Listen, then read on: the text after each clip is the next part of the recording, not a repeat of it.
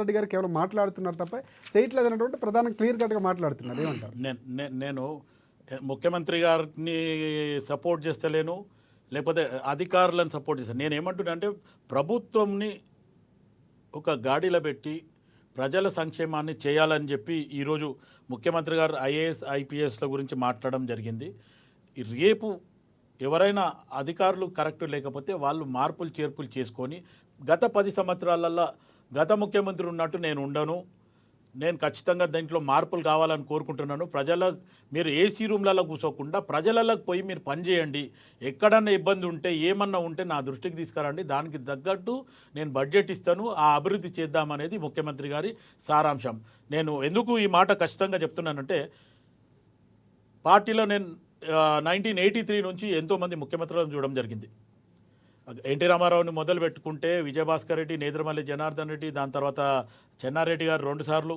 ఆ రకంగా ఆలోచిస్తే మళ్ళీ ఇటు రాజశేఖర్ రెడ్డి గారు, రోషయ్య, కిరణ్ కుమార్ రెడ్డి, ఇప్పుడు కేసీఆర్ తర్వాత మళ్ళీ మా రేవంత్ రెడ్డి. అయితే ఇంతమందిలో పరిపాలనలా ఈ 15 సంవత్సరాలు రాజశేఖర రెడ్డి పీరియడ్ తర్వాతనే కొంచెం అటు ఇటు అయింది. కానీ అంతకుముందు చేసిన వాళ్ళంతా కూడా ఒక ఉందాగా, ఒక పద్ధతిగా అసెంబ్లీలో మాట్లాడినా, లేకపోతే ప్రజలకు ఏదన్నా చెప్పాలనుకున్న ఒక మంచి భాషతో మాట్లాడడం జరిగింది.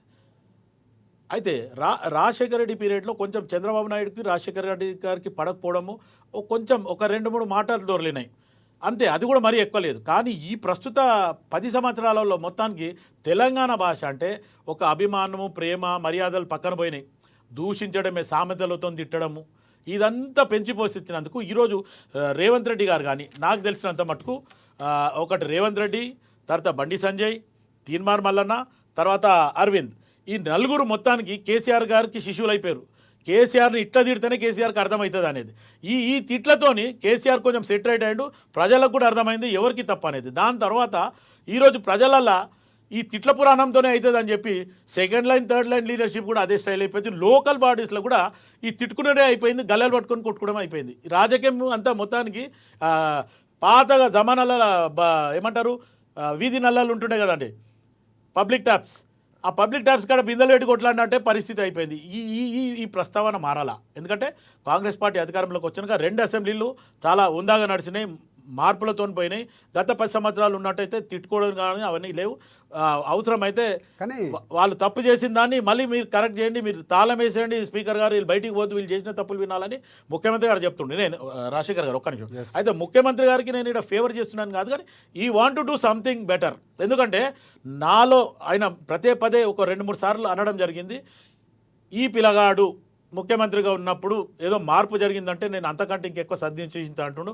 ఆ మాటను కొంచెం మార్పు ఆయన మాటల్లోనే కాకుండా చేతల్లో ఉండాలంటే ఒక అంశం కూడా అయితే నేను ఆ మార్పు కూడా నువ్వు చూపించడం జరిగింది. ఈరోజు పీసీ కులగణనల ఒక చిన్న ఒక 20-30% బహుశా పొరపాటు జరిగిండొచ్చు, అది సరిదిద్దడానికి ఈ 10 రోజులలో మళ్ళీ దాన్ని కరెక్షన్ చేస్తామంటారు. ఎస్సీ క్లారిఫికేషన్ చేస్తాను మాట ఇచ్చిండు, అసెంబ్లీలో చెప్పిండు, ఇవాళ ఇవ్వడం జరిగింది. అంటే నేనేమంటున్నా అంటే ఏదో రకంగా ఆయన ఖచ్చితంగా చేయాలని 30 సంవత్సరాల ఎస్సీ వర్గీకరణ గురించి ఈరోజు ఆయన మళ్ళీ దాన్ని పకడ్బందీగా చేస్తా అని మాట ఇచ్చిండు. 600 అయినా చేస్తా అన్నాడు, అది చేసిండు అనేది అయితే మనకు అర్థమవుతుంది. దానికి తోడు పాపం మా ఆరోగ్య శాఖ మంత్రి దామోదర్ రాజనరసింహ గారు కూడా దాన్ని వెనకాల కష్టపడి వాళ్ళందరూ కలిసి ఆఫీసర్లతో పాటు కష్టపడి ఈరోజు ఆ క్లాసిఫికేషన్ ఏదైతే చేసిరో దాని మీద కూడా ఈ మధ్యన చాలా సెమినార్స్ జరుగుతున్నాయి.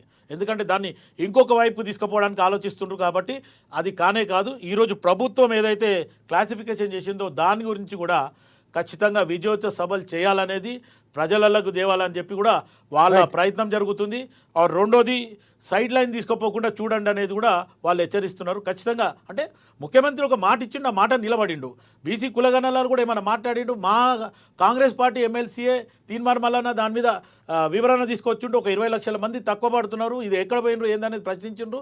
దాంట్లో ఒక డిబేట్లో డాక్టర్ జయరామ్ గారు ఒకటే మాట అన్నాడు, గత ప్రభుత్వంలో బాగా మద్యం ఏర్లపై పారింది, దాంట్లో చాలామంది చనిపోయినారు, మీరు గవర్నమెంట్ స్కూళ్ళలో కానీ ప్రైవేట్ స్కూళ్ళలో కానీ లేకపోతే ఏదైతే విడోస్ సింగిల్ మొగుడు చనిపోయిన వాళ్ళు ఎవరైతే ఉన్నారో వాళ్ళ గణాంకాలు తీసుకురావడం మీకు అర్థమవుతుంది అనే రకంగా కూడా చెప్పడం జరిగింది. అంటే నేను ఎందుకు చెప్తున్నా అంటే మార్పులు కావాలంటే కొంచెం కష్టం అవుతుంది అనేది Yes, ఇటు yes. వెంకటరెడ్డి గారు కానీ లేకపోతే మన రామ్మోహన్ గారికి తెలుసు. మంచి చేయాలంటే ఇప్పుడు రామ్మోహన్ గారు ఒక మాట చెప్పారు, Yes, ఒక ఆయన దగ్గర ఉన్న పిఏకి నువ్వు ఉంటావా పోతావా అంటే భయపెడితే ఆయన లే సార్ నాకు కట్టు మీద కొట్టకన్నాడంటే Right. ఇటువంటి పరిస్థితులు ప్రతి దగ్గర అడుగడుగున జరుగుతున్నాయి అండి. దీన్ని మార్పులు చేర్పులు చేయాలా, వివేక్ గారు. ఏ రోజు పబ్లిక్ లో మాట్లాడడం కాదు, ఖచ్చితంగా చేసి చూపించాలని ఈ కోరుకుంటున్నాను. రోజు బీసీ కుల జనగణన అనేది ఒక తప్పుల తడక.